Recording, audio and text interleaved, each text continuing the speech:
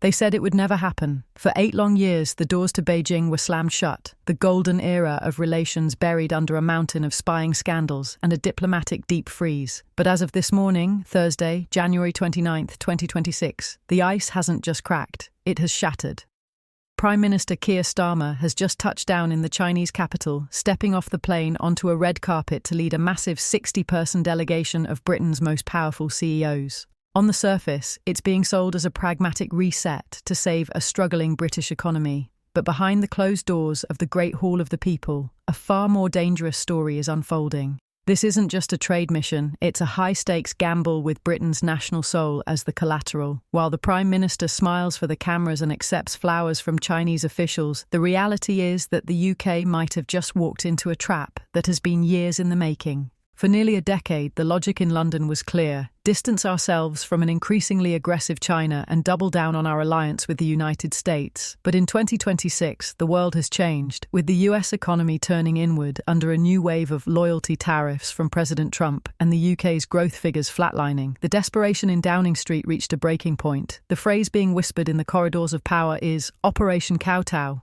Critics are calling this trip a surrender, claiming that Britain has finally blinked first in the global game of chicken. And the backfire? It's already started, and it's hitting the UK in ways no one predicted. The timing of this midnight pilgrimage couldn't be more suspicious. Just as Starmer prepared to depart, reports surfaced that Chinese state-sponsored hackers, part of a group known as Salt Typhoon, had successfully compromised the mobile phones of top aides to the last 3 British prime ministers. It is a digital bombshell that suggests Beijing has had a front-row seat to the UK's most private deliberations for years. Yet, instead of a diplomatic protest, Starmer arrived with a plane full of executives from HSBC, GSK, and Jaguar Land Rover. The message to the world is jarring. Britain is so desperate for growth that it is willing to shake the hand of the very government currently hacking its own cabinet. We are watching a nation that once led the world now begging for a strategic partnership from a position of profound weakness, and the cost of this invitation is far higher than anyone is willing to admit. To understand the scale of this gamble, you have to look at what happened just 7 days before Starmer's plane even touched down in Beijing. In a move that shocked the British intelligence community, the UK government on January 20th, 2026 officially greenlit the construction of a massive Chinese mega-embassy in the heart of London. This isn't just a bigger office, it's a 20,000 square metre diplomatic fortress on the site of the former Royal Mint, right across from the Tower of London. For years, this project was blocked by local councils and security experts who warned it was a Trojan horse. But suddenly, the obstacles vanished. Why? Because Beijing made it crystal clear: no embassy, no trade deals, no mega embassy, no meeting with Xi Jinping. This is the ransom Britain just paid, and the backfire is already causing a meltdown in the security services.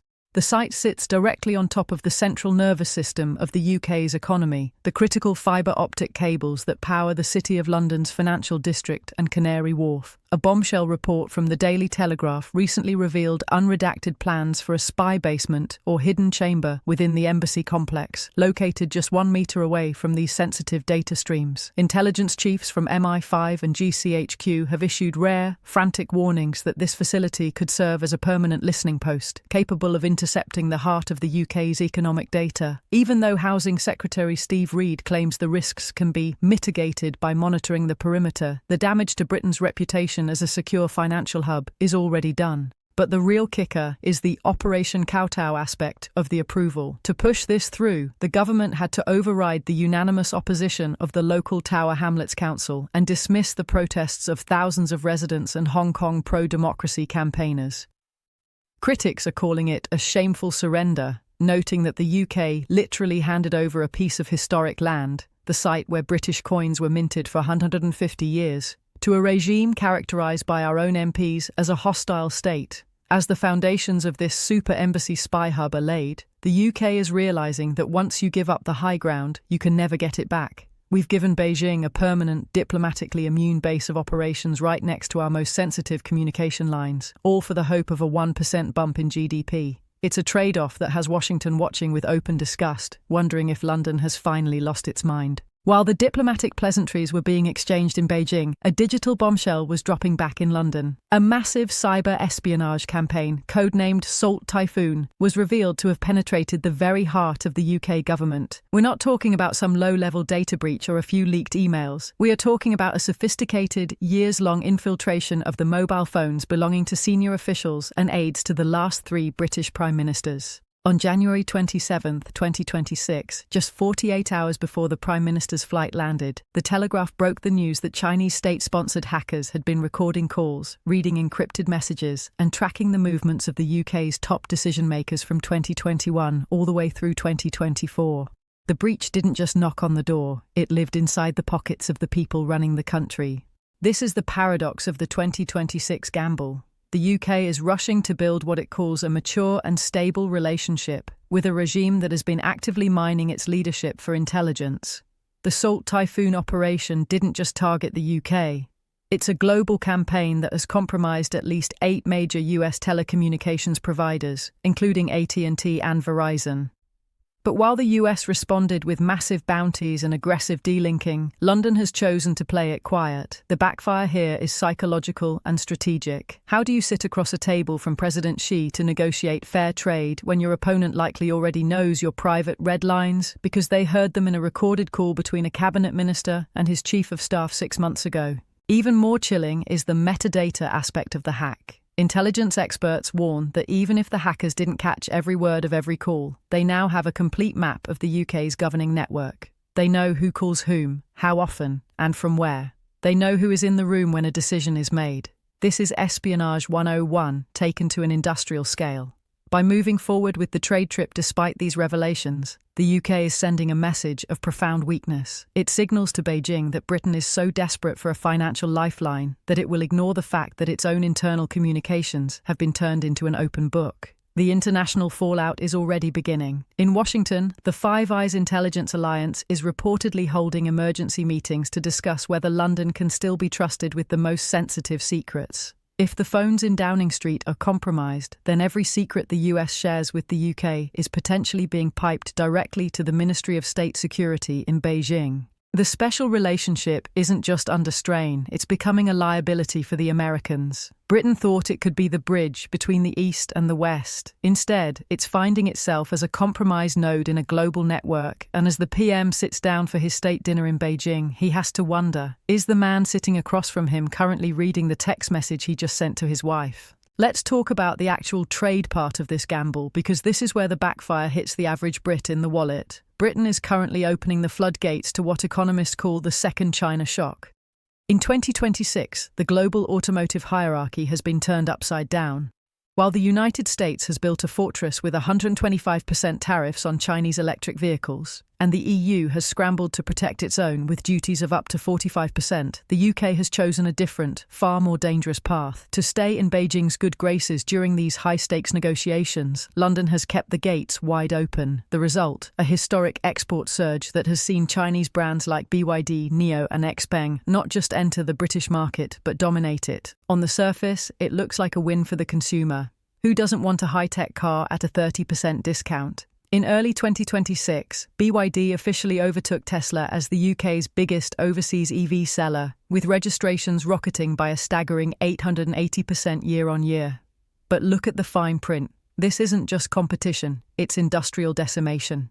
British manufacturing, already gasping for air after years of post-Brexit transition, is being systematically hollowed out. While European brands like BMW and Audi are forced to sacrifice their margins just to stay visible, Chinese manufacturers, backed by a massive domestic price war and state-subsidized battery chains, are undercutting the entire market. 1 in every 10 new cars on UK roads is now Chinese-made, a figure that doubled in just 12 months. But here is the backfire that nobody mentioned in the showroom, the aftermarket nightmare.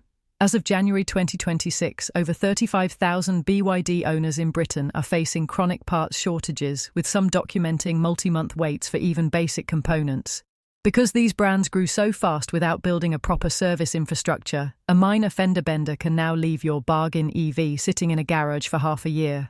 Even worse, insurance premiums for these cars are skyrocketing because UK insurers have no historical data on repair costs or long-term battery health. You saved £5,000 on the sticker price, only to pay it back to your insurance broker in the first 2 years. The strategic cost is even higher. By allowing Beijing to use the UK as a beachhead for European dominance, London is effectively signing the death warrant for its own net zero industrial strategy. A bombshell report from the Institute for Public Policy Research warns that this total reliance on China for battery parts and vehicles could wipe out 90,000 green jobs in the UK by the end of the decade. We aren't just buying cars, we are importing a dependency that we cannot easily break. Every BYD Seal or MG4 sold is a blow to the UK's hope of building its own gigafactories. Britain didn't just invite a trading partner, it invited a predatory competitor that is using the UK as a Trojan horse to bypass the protections that the rest of the Western world has already put in place. If you think the car industry is in trouble, wait until you see the green energy trap.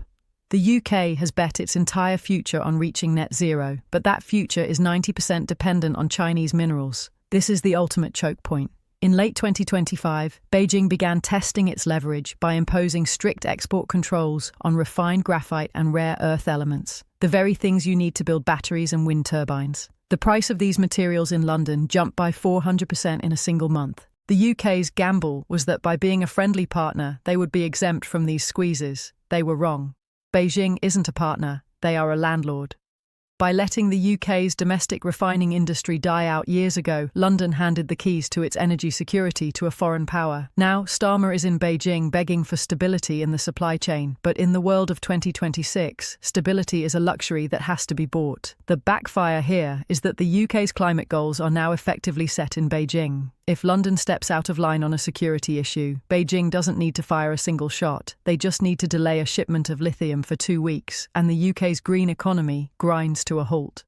Perhaps the most catastrophic backfire of this entire gamble is the reaction from across the Atlantic. In the US, the 2026 trade policy is dominated by one thing: the loyalty tariff. Washington has made it clear that any ally that provides a backdoor for Chinese influence will be treated as an economic adversary. By greenlighting the mega embassy and refusing to join the EV tariff wall, the UK has put a giant target on its own back. US officials have already hinted that the UK-US free trade talks, the holy grail of post-Brexit Britain, are effectively dead. Even worse, there are talks in the US Treasury of imposing secondary sanctions on British firms that deal too closely with sanctioned Chinese tech companies. Britain thought it could be the bridge between the East and the West. Instead, it's finding itself as the no-man's land in the middle of a trade war. The gamble was that the US would never truly abandon its oldest ally. But in 2026, the US isn't looking for allies, it's looking for loyalty. And right now, London looks like it's hedging its bets. The backfire isn't just economic, it's strategic.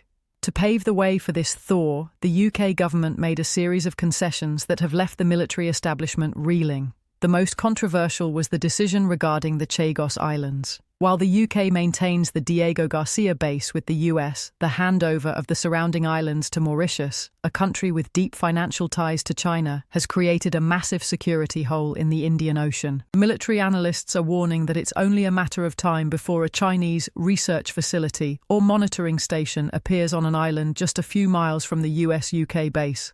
This is the strategic suicide that critics are shouting about. By trying to play the global statesman and resolving old colonial disputes to look good in the eyes of the global South and Beijing, the UK is hollowing out its own defensive perimeter. We are seeing a nation so desperate for a trade deal that it is willing to trade away the very land that keeps its alliances secure. As the Prime Minister prepares to fly back to London, he will likely tout the successes of the trip: a few more bottles of Scotch whisky sold, some visa-free travel for businessmen, and a vague promise of strategic partnership. But look at the price tag. The UK has allowed a mega embassy in its heart. Its phones have been hacked, its car industry is on life support, and its relationship with its closest ally is in tatters. The UK's China trade gamble wasn't a masterstroke of diplomacy, it was a desperate move by a nation that has forgotten its own leverage. In the 19th century, Britain dictated the terms of trade to the world. In 1990, it was a junior partner in a global triumph. But in 2026, it is a specialised economy that needs raw materials it doesn't have and markets it can't control. The backfire is the realisation that you cannot play two superpowers when you are dependent on both of them. Geography is destiny, but so is strategy. Britain tried to ignore the physical reality of its alliances and the digital reality of its vulnerabilities. As the mega embassy starts rising over the London skyline, it will stand as a permanent monument to this gamble. It's a gilded trap, and Britain just walked right into the centre of it. The real question isn't whether the trade deal will bring growth, it's whether there will be any Britain left to enjoy it once the bill finally comes due.